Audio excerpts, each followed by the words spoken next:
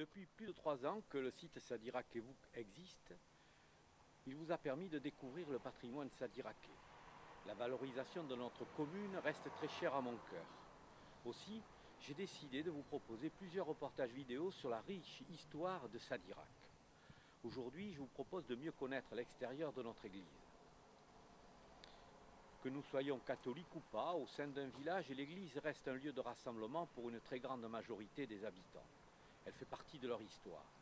Celle de Sadirak, Saint-Martin, semble avoir été construite sur un lieu où s'érigeait autrefois un prieuré.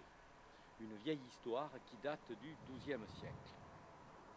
À cette époque, ce sont les moines de l'abbaye de Sainte-Croix de Bordeaux les bâtisseurs. Aux abords du XIIIe siècle, ce sont les mêmes religieux bordelais qui agrandissent et construisent une église dont le style peut être qualifié de roman. À cette époque, c'est un monument trapu, avec une entrée sans décor. Son architecture ne laisse aucun doute, bien sûr elle est dédiée au culte, mais elle a aussi été conçue pour protéger les Sadirakais durant les guerres de religion. Plusieurs traces de cette ancienne église existent encore, je vous propose d'aller les voir. Nous sommes maintenant du côté nord-est de l'église et je suis au pied d'un des contreforts que vous pouvez découvrir sur la gravure de l'église établie en 1847 par le marquis de Castelnau.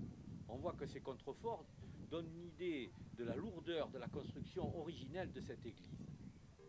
Une modification importante a été apportée à la construction de cette église au XVIIe siècle, avec le rajout d'un système défensif que nous allons découvrir.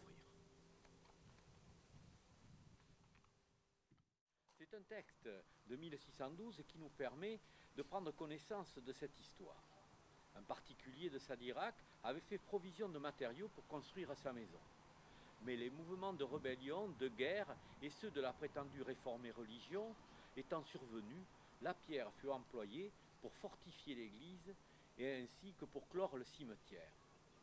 La transformation radicale est très visible sur les côtés de l'abside, sur l'arrière de l'édifice où les murs ont été rehaussés et garnis de meurtrières destinées à accueillir les armes à feu. Des ouvertures percées dans les murs de l'abside éclairent le chœur. Plusieurs d'entre elles furent déplacées. Les pierres en gardent encore le souvenir. Sur le haut de la corniche d'origine, plusieurs modillons méritent que l'on s'y arrête un instant.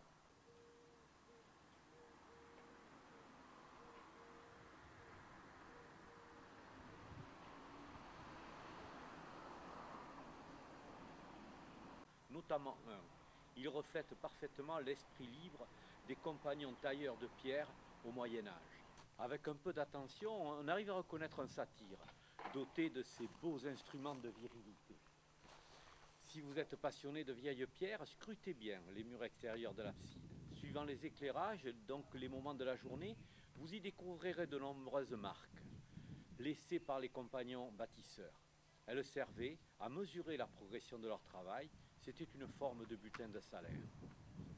Aujourd'hui, l'église Saint-Martin est dotée d'un clocher pointu, érigé en 1868. C'est l'œuvre du cardinal Donnet. Cet homme a sur le même style modifié profondément de très nombreuses églises de Gironde. Ses détracteurs affirmaient qu'il avait ainsi transformé la Gironde en hérisson. Au cours de ses travaux, une partie de la charpente, classée monument historique, a été quelque peu malmenée. Mais elle reste un ouvrage de style gothique d'une réalisation remarquable. Hélas, très difficile à apprécier, son accès étant quasiment impossible. Autre modification importante, suivant une gravure de Gabriel Trapeau, l'église Saint-Martin était dotée d'un petit clocheton sur le milieu du toit. Une particularité disparue, certainement entre 1867, date de la gravure, et 1900. Voilà, j'espère vous avoir donné envie de regarder autrement votre église et ainsi y découvrir les traces de notre passé, de l'histoire, du patrimoine sadiraké. À bientôt.